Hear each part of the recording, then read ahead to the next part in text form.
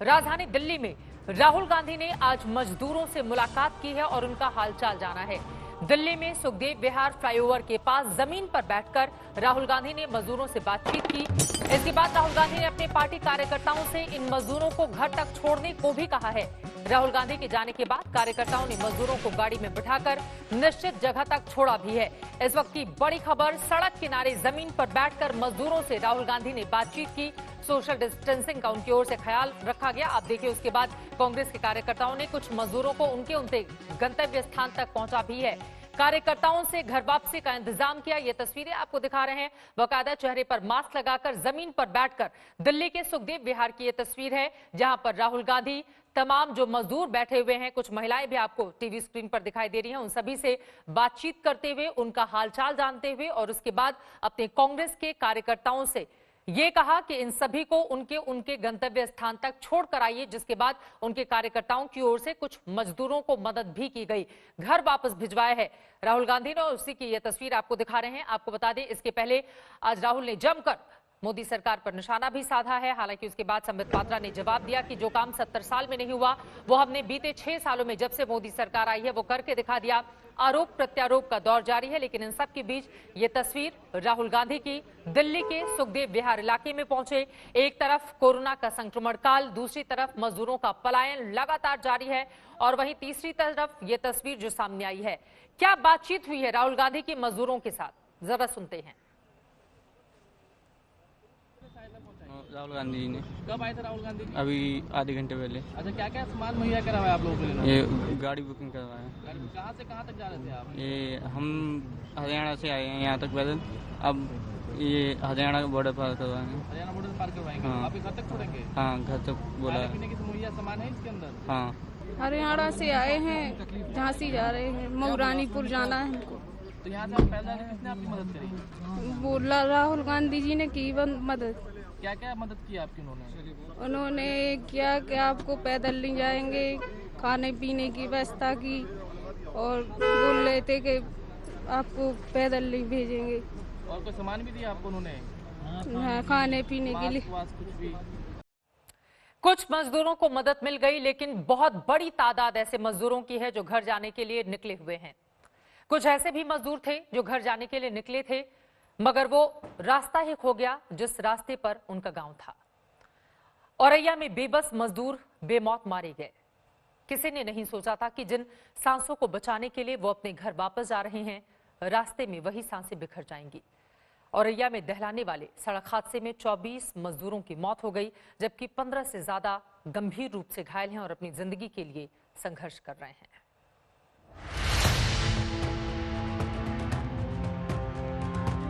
Truck ये लगा आगे साइड में और डीसीएम आई सर, तेजी से थी और ट्रक में जाके टकरा गई। जयपुर से बनारस जा रहे हैं 40। एक गाड़ी आई इन लोगों की, वो आई और हम लोग की गाड़ी में टक्कर मार के चली गई।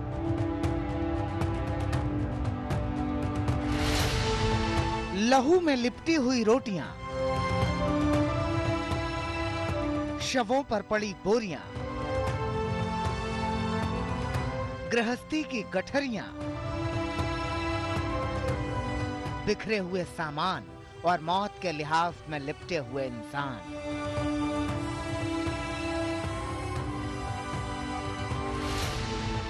किसने सोचा था कि वो रास्ता ही खो जाएगा जो गांव की ओर ले जाता है? किसने सोचा था कि गांव पहुंचकर जिंदा बच जाने की जद्दोजहद हलक से खींच लेगी सांसें? जिगर छलनी हो जाता है इन तस्वीरों को देखकर।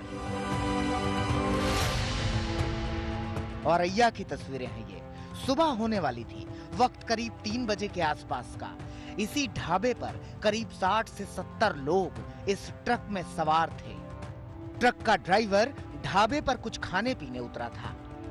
इधर से दिल्ली से झारखंड और बिहार के लिए निकली मजदूरों से भरी एक डीसीएम अनियंत्रित होकर ट्रक से टकराई। एक भयानक आवाज हुई और चीख पुकार मच गई। एक जो छोटा ट्रक था उसमें लोग कैंटर में लोग वो दिल्ली से आए थे जी, तो वो ढाबे के पास रुक के चाय वाय पी रहे थे। पीछे से एक ट्रक, बड़ा ट्रक जिसमें कि चीनी के बोरे लदे हुए थे, राजस्थान साइड से आया, राजस्थान के नंबर है जी, उसमें कुछ ऊपर लोग बैठे हुए थे। वो ट्रक पीछे से आके इनसे टकराया, तो शायद ड्राइवर को नींद जबकि अपनी कुछ आई होगी जी, क्योंकि साइड में था, ट्रक से साइड में खड़ा हुआ था जी, हाईवे साइड में था। ट्रक और डीसीएम दोनों में मजदूर थे।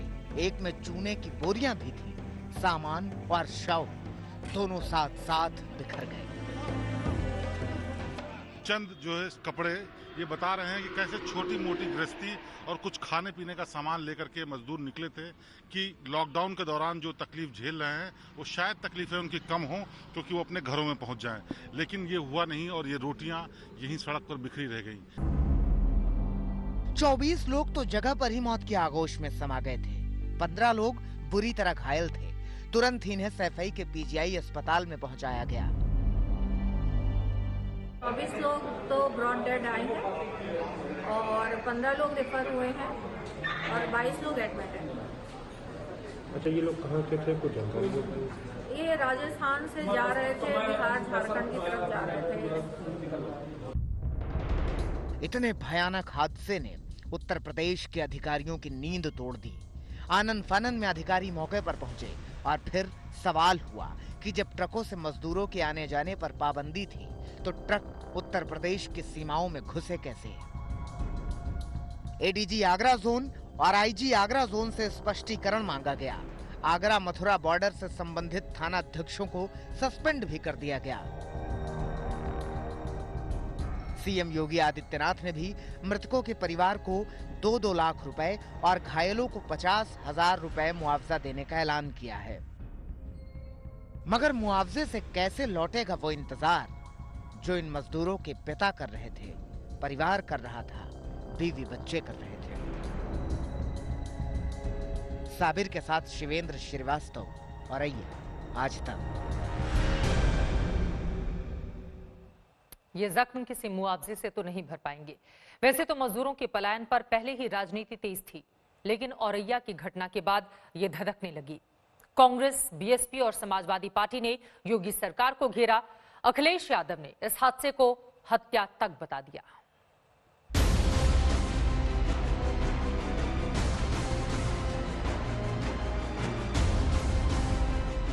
लंबी और वीरान सड़क पर मजदूरों की बेबसी की ये तस्वीर हमारे खोखले सिस्टम का सबसे ताजा सबूत है।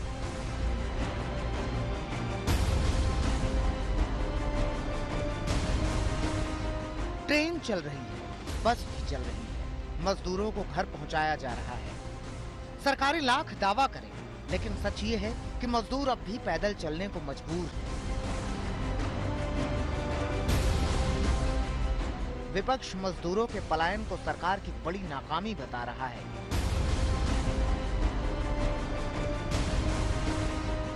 औरैया के हादसे के बाद हर तरफ से आवाज उठी। बीएसपी सुप्रीमो मायावती ने मुख्यमंत्री को घेरा। बहुत बड़ा ये हादसा हुआ उत्तर प्रदेश में, तो लेकिन अधिकारी लोग अपनी जिम्मेवारी को ऐसा लगता है वो निभा नहीं रहे हैं। तो यूपी के सीएम से मेरा यही कहना है कि जिन अधिकारियों ने अपनी जिम्मेवारी को बराबर नहीं निभाया है तो उनके खिलाफ सख्त कार्रवाई करें। अखिलेश यादव ने ट्वीट कर सरकार पर निशाना साधा, हादसे को हत्या बताया। उत्तर प्रदेश के औरैया में सड़क हादसे में 24 से भी अधिक गरीब प्रवासी मजदूरों की मौत पर अवर्णनीय दुख, घायलों के लिए दुआएं। सब कुछ जानकर, सब कुछ देखकर भी मौन धारण करने वाले हृदयहीन लोग और उनके समर्थक देखें कब तक इस उपेक्षा को उचित ठहराते हैं। ऐसे हादसे मृत्यु नहीं, हत्या है। उत्तर प्रदेश की प्रभारी कांग्रेस महासचिव प्रियंका गांधी वाड्रा ने भी सरकार को कटघरे में खड़ा करते हुए लिखा। औरैया की हृदय विदारक घटना ने एक बार फिर ये प्रश्न उपस्थित कर दिया है कि आखिर सरकार क्या सोचकर इन मजदूरों के घर जाने की समुचित व्यवस्था नहीं कर रही। प्रदेश के अंदर मजदूरों को ले जाने के लिए बसें क्यों नहीं चलाई जा रही? या तो सरकार को कुछ दिख नहीं रहा या वो सब कुछ देख के अनजान बनी हुई है। क्या सरकार का काम सिर्फ बयानबाजी करना रह गया है? सत्ता पक्ष ने विपक्ष पर राजनीति का आरोप लगाया। नसीहत ये कि मजदूरों के पलायन पर सियासत न करें। ये हादसा वास्तव में दुखद है। माननीय मुख्यमंत्री जी ने संज्ञान में लेते हुए त्वरित कार्रवाई की है कि बॉर्डर के दोनों जो एसओएचओ थे उनको निलंबित किया है। साथ में जो मथुरा जिधर से होके आए थे, मथुरा आगरा के एसएसपी और एएसपी और एडी जोन से आगरा के, उनसे स्पष्टीकरण मांगा गया है। सरकार फरमान जारी करती है मजदूर सड़क से पलायन न करें, लेकिन सवाल उठता है कि क्या भूख उसे रुकने दे रही है? क्या सिर्फ भरोसे पर ही उसकी जिंदगी चल सकती है? औरैया से साबिर के साथ नीलांशु शुक्ला, लखनऊ, आज तक। और अब जरा बात अब यूपी सरकार के एक्शन की करते हैं, जहां मुख्यमंत्री योगी आदित्यनाथ ने औरैया हादसे पर अफसरों पर एक्शन लिया। वहीं यह आदेश जारी किया गया है कि यूपी की सड़क और रेल ट्रैक पर अब कोई मजदूर पैदल नहीं चलेंगे। योगी आदित्यनाथ ने आज ये आदेश अफसरों को जारी कर दिया है। योगी ने मजदूरों के लिए यूपी के सीमावर्ती जिलों में 200 से ज्यादा बस की व्यवस्था करने के लिए कहा है। इस आदेश के बाद कानपुर में प्रशासन हरकत में है। पैदल चल रहे मजदूरों के लिए आनन फानन में बस का इंतजाम किया गया। ये 3 तस्वीरें आपके सामने हैं। एक्शन में मुख्यमंत्री, पैदल ना चले मजदूर, इसके लिए बाकायदा अफसरों को निर्देश जारी कर दिए गए हैं और आनन फानन में अब जाकर अधिकारियों की नींद टूटी है और बसों का इंतजाम किया गया है। उधर कहने के लिए मजदूरों को घर पहुंचाने के लिए श्रमिक ट्रेन चल गई है। स्पेशल ट्रेन भी चलाई जा रही है, कहीं कहीं बसें भी चलाई जा रही हैं। फिर क्या वजह है कि मजदूर जान जोखिम में डालकर जैसे तैसे अपने घरों की ओर निकल रहा है? औरैया में सड़क हादसे के बाद भी कई शहरों से ऐसी ही तस्वीरें सामने आई हैं, जिनमें मजदूर जान की परवाह किए बगैर किसी न किसी तरह अपने घर की ओर आगे बढ़ चले हैं।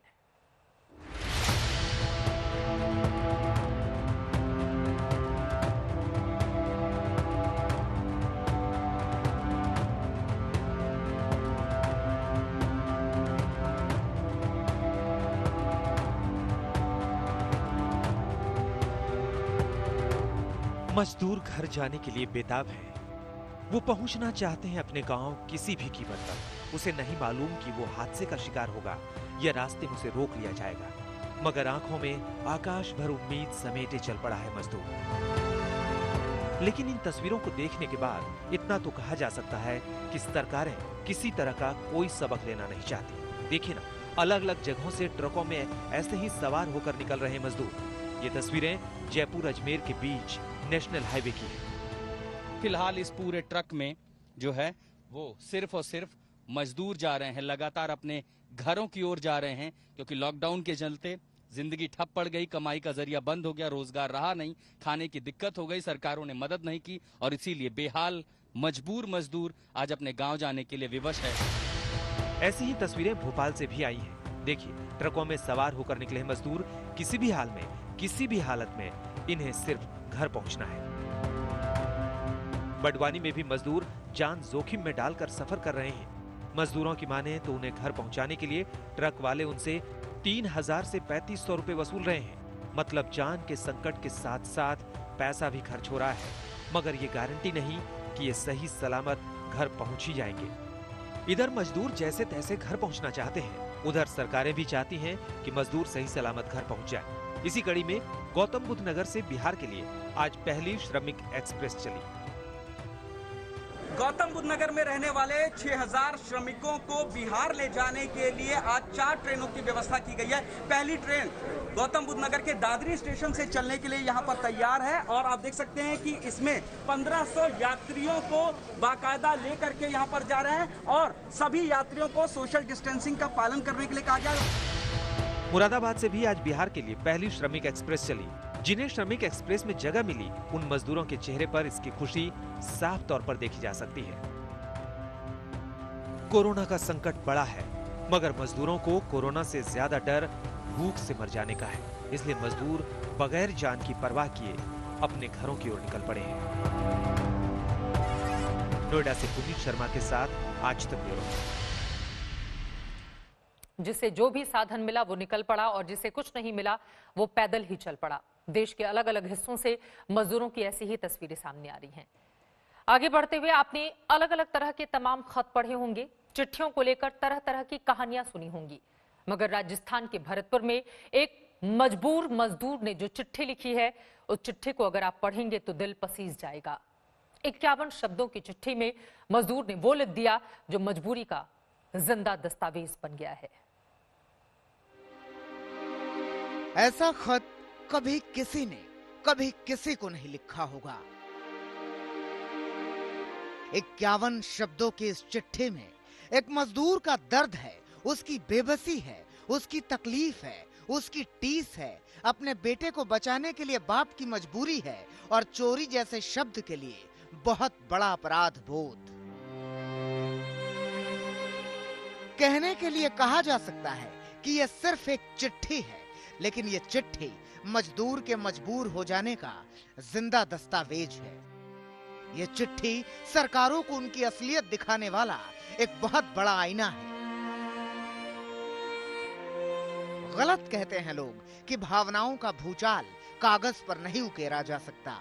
बरेली के मजदूर ने दिल निचोड़ के रख दिया है, जिसे पढ़ते हुए सांसें भीग जाएंगी। पढ़िए इस चिट्ठी को और सोचिए कि ऐसे भी होते हैं मजदूर, ऐसे भी होते हैं मजबूर। नमस्ते जी, मैं आपकी साइकिल लेकर जा रहा हूं। हो सके तो मुझे माफ कर देना, क्योंकि मेरे पास कोई साधन नहीं है। अतः मेरा एक बच्चा है जो विकलांग है, चल नहीं सकता, इसलिए उसके लिए मुझे ऐसा करना पड़ा है और हमें बरेली तक जाना है। आपका मजबूर व मजदूर।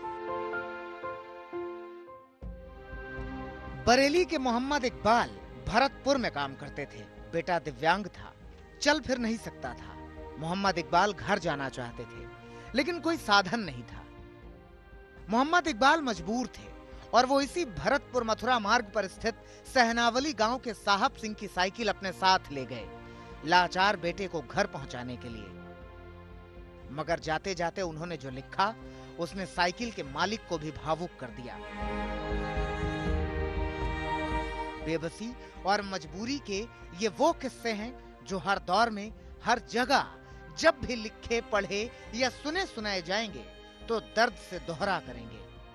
सुरेश फौजदार, भरतपुर, आज तक। फर्ज, दर्द और परेशानी की दास्तान है ये 51 शब्दों की चिट्ठी। आगे बढ़ते हुए बात अब राहत पैकेज की चौथे किस्त की करते हैं। वित्त मंत्री निर्मला सीतारमण आज शनिवार को एक बार फिर से प्रेस कॉन्फ्रेंस कर राहत पैकेज की अगली किस्त उनकी ओर से जारी की गई है। कौन कौन से महत्वपूर्ण ऐलान आज वित्त मंत्री की ओर से किए गए हैं, क्योंकि आज चौथा दिन रहा और बीते 3 दिनों से कल तक हमने देखा था कि किस तरह से लगातार अलग अलग सेक्टर्स को राहत पहुंचाने की उनकी कोशिश, उनकी कवायद जारी थी। लेकिन आज कौन से बड़े ऐलान किए गए हैं उसके बारे में एक एक करके आपको जानकारी दे देते हैं। देखिए, चौथे किस्त में कोयला क्षेत्र में निजी भागीदारी की ये सबसे बड़ी खबर निकलकर आज सामने आई है। कोयला क्षेत्र में निजी भागीदारी को मंजूरी दे दी गई है। 500 माइनिंग ब्लॉक की नीलामी बाकायदा की जाएगी और इसके लिए पूरा प्लान तैयार कर लिया गया है। कोयला क्षेत्र को 50,000 करोड़ दिए जाएंगे, ये बड़ा पैकेज। रक्षा उत्पादन में वहीं मेक इन इंडिया पर जोर दिए जाने की कोशिश, इसका जिक्र भी किया वित्त मंत्री ने। कहा 3 साल पहले ही इसको हम लेकर आए थे। रक्षा उत्पादन में एफडीआई सीमा 49% से बढ़ाकर अब 74% कर दी गई है। वहीं 6 एयरपोर्ट की नीलामी की जाएगी, इसके बारे में भी विस्तार से जानकारी दी गई है। पीपीपी मॉडल से 6 एयरपोर्ट विकसित किए जाएंगे। अंतरिक्ष क्षेत्र में निजी क्षेत्र को मौका मिलेगा। निजी क्षेत्र में इसरो की सुविधा का इस्तेमाल किया जा सकेगा। सामाजिक बुनियादी ढांचे के लिए 8,100 यानी कि 8100 करोड़ का ऐलान किया गया है। और ये तमाम वो बड़ी खबर जिसके बारे में हमने आपको जानकारी दी है, एक एक करके उनकी ओर से इसके बारे में विस्तार से बताया गया है। और अब आगे बढ़ते हुए ये हम आपको केस दिखा रहे थे कि कैसे कोरोना के अलग अलग मामले सामने आ रहे हैं। हमारे जो अर्धसैनिक बल हैं उनको लेकर जो बड़ी जानकारी है वो आप तक पहुंचाएंगे। लेकिन आज वित्त मंत्री निर्मला सीतारमण की ओर से चौथे दिन प्रेस कॉन्फ्रेंस में और क्या कुछ कहा गया है, सुनाते हैं आपको। यहाँ कोयले वाले में पहले पार्शली एक्सप्लोर्ड ब्लॉक्स, इनकी भी ऑक्शन करने की ऑप्शन दी जाएगी ताकि उसकी एक्सप्लोरेशन भी हो सके और उसकी प्रोडक्शन से भी उसका लाभ लिया जा सके। इसमें प्राइवेट सेक्टर की पार्टिसिपेशन को बड़ा बल मिलेगा और इससे इस क्षेत्र को बढ़ावा मिलेगा। जहां एफडीआई लिमिट है डिफेंस मैन्युफैक्चरिंग के क्षेत्र में, वो स्वचालित प्रत्यक्ष विदेशी निवेश के लिए 49% से बढ़ाकर 74% कर दी जाएगी। यानी कि automatic defence route, automatic FDI का जो रूट है उसके लिए 49% से 74% उसको कर दिया जाएगा लिमिट को। वित्त राज्य मंत्री अनुराग ठाकुर को आप सुन रहे थे। वित्त मंत्री ने अंग्रेजी में अपनी बातें रखी, वित्त राज्य मंत्री ने हिंदी में, और इस तरह से देश को समझाने की कोशिश। चौथे किस्त को लेकर क्या बड़े ऐलान किए गए हैं वो आपने सुन लिया। वहीं सरकार के राहत पैकेज पर कांग्रेस सांसद राहुल गांधी ने सवाल उठा दिए हैं। राहुल ने कहा है कि ये पैकेज राहत की जगह कर्ज देने जैसा है, जिसकी वसूली भी होगी। उन्होंने सरकार पर साहूकार की तरह पेश आने का आरोप लगाया है।